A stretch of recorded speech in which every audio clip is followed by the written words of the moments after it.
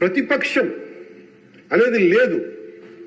నేను చెప్పాను, మాకంటే ఒక సీట్ వచ్చినా మీరు ప్రతిపక్షం కూర్చుంటారు కానీ నేను సంతోషంగా ఉంటానంటే పాపం లేదు. మీ ప్రజలు మీకు ఇవ్వలేదు అవకాశం. లేదు, మాకు దామాషా పద్ధతి ప్రకారం పర్సంటేజ్ ప్రకారమే మాకు ఓట్లు మాకు ప్రతిపక్షం కావాలంటే they should go to Germany అధ్యక్ష. అక్కడ ప్రాసెస్ ఉంది, అక్కడ ఫెసిలిటీ ఉంది, అక్కడ సౌలభ్యం ఉంది. మీరందరూ తలా కాంట్రిబ్యూషన్ చేసుకున్న సభ్యులందరూ వాళ్ళకి కూర్చొని ఫ్లైట్ టికెట్లేసి పంపిస్తాం అధ్యక్ష. అంటే ఇక్కడ మనకున్న, అంటే మనం సరదాగా మాట్లాడుకున్న మనకున్న బాధ్యత మనమే మన గౌరవ ముఖ్యమంత్రి గారు చెప్పారు అధ్యక్ష, మనమే ప్రతిపక్షంగా కూడా ప్రవర్తించాలని. అంటే నిర్మాణాత్మక ప్రతిపక్షంగా యాజ్ ఎ కాన్షియస్ కీపర్గా.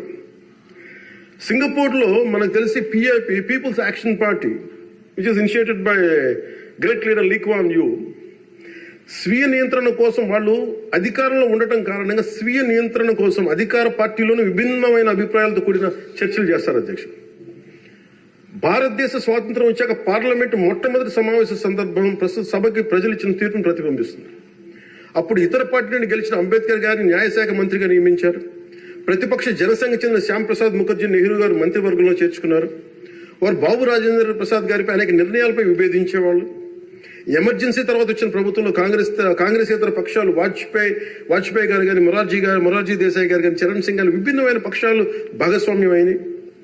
నేటి ఆంధ్రప్రదేశ్ పరిస్థితి స్వాతంత్రం సిద్ధించిన తర్వాత లేక ఎమర్జెన్సీ తర్వాత దేశ పరిస్థితిని గుర్తు చేస్తున్న అధ్యక్ష.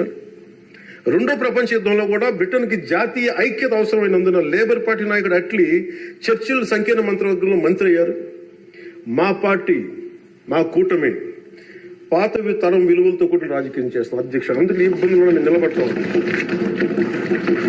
ఈ దేశ ఇలాంటి విపత్కర పరిస్థితుల్లో నేషనల్ రీకన్సిలియేషన్ క్యాబినెట్ అని అన్ని పక్షాలతో క్యాబినెట్ ఫామ్ చేస్తారు అధ్యక్ష. ఇప్పుడు మన రాష్ట్రంలో ఉన్నది స్టేట్ రీకన్సిలియేషన్ క్యాబినెట్ అని చెప్పొచ్చు అధ్యక్ష.